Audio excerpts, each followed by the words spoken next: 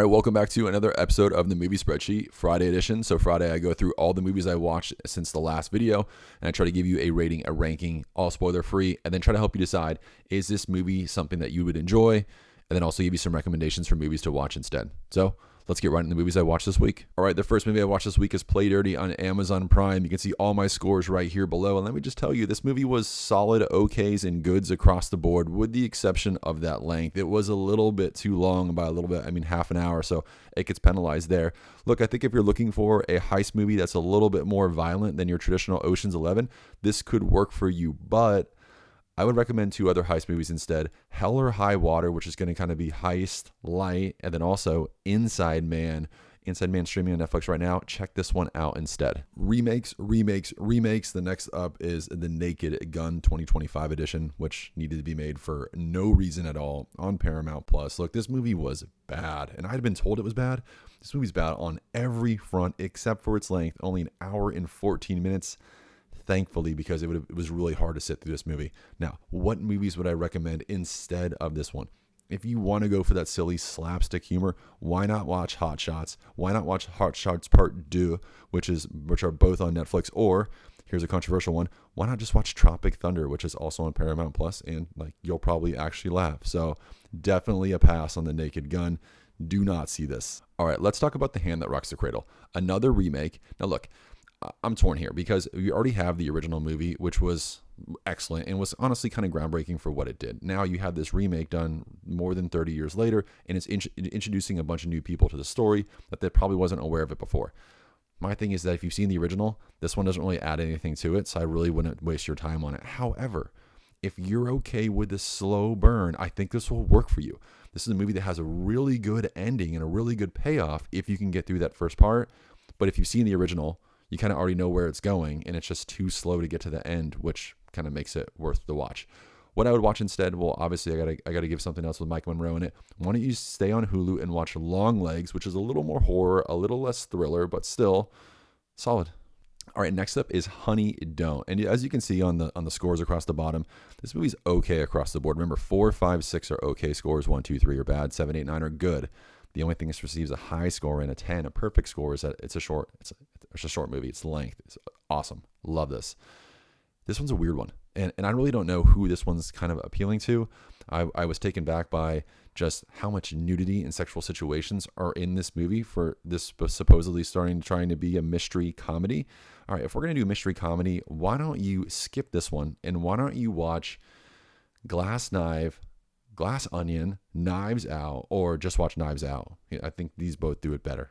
All right, let's talk about Pet Sematary Bloodlines, kind of like the origin story that really didn't need to be told and isn't even told correctly, because if we're going to have an origin story, yet we're going to flash back in the origin story, why not just set it in the original time where the Pet Sematary starts?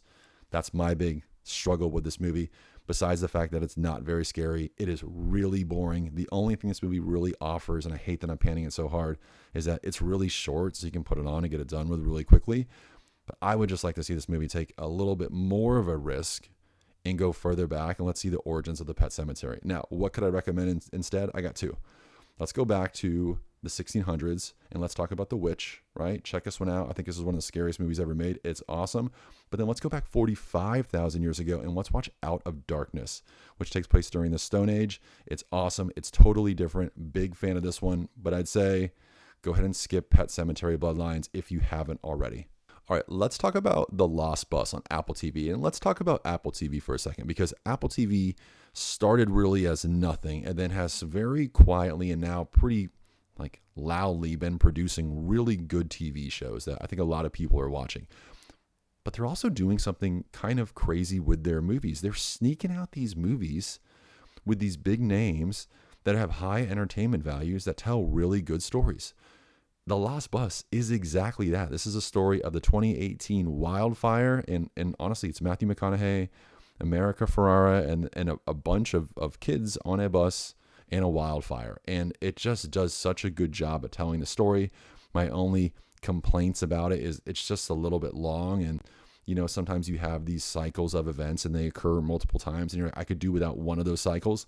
This movie is definitely has one of those, but really good score. It's actually the best movie that I watched this week. So The Lost Bus, big fan of it. So check out The Lost Bus. If I was going to recommend another one, another like true natural disaster one that really captivated me, I'd watch The Impossible, which is a 2012, and it's got Tom Holland in it. It's fantastic. It's a true story that's going to leave you on the edge of your seat, but The Lost Bus was really solid. Finally, let's talk about Flight Risk, which is on Stars right now. Mark Wahlberg, Topher Grace. Well, I mean, if you've seen the trailer, it pretty much gives like everything away. And I think that's a huge mistake because I think that this movie could have had some really good suspense that builds throughout the entire movie and kind of keeps you second guessing everything. Unfortunately, this movie does not do that. And it is in that thriller adventure category. So I would say you're probably going to want to skip on this one unless you really want to watch something weird that Mark Wahlberg like accepted as a role. The entire time I watched this movie, I kept saying like, I can't believe Mark Wahlberg accepted this role and like is playing the part that he's playing and is saying the things that he's saying. It's weird. All right. Instead of watching this one, why don't we watch another movie by Mel Gibson that's also a thriller adventure? Why don't you go ahead and watch Apocalypto? Now, real quick, funny thing about Apocalypto, this movie I showed in my history through film class, and it made multiple kids drop it after the first couple days or first day, which is the entire movie, because it was like too intense. So check out this one instead. And that's all the movies that I watched this week. All right, that is this week's movie spreadsheet. I hope that one of these 7 movies works for you, or some of my recommendations work for you as well. Look, so the status of the spreadsheet is not doing so well. Through 404 movies, the average is down, the top third cutoff is down, and the bottom third cutoff is down, making it easier than ever for movies to be above average and to be in that top third.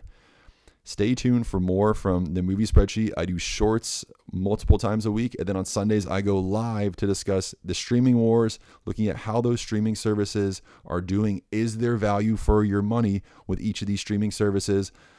Tune in, join the live chat, comment below. I'll answer all your questions. And thanks for checking out the movie spreadsheet.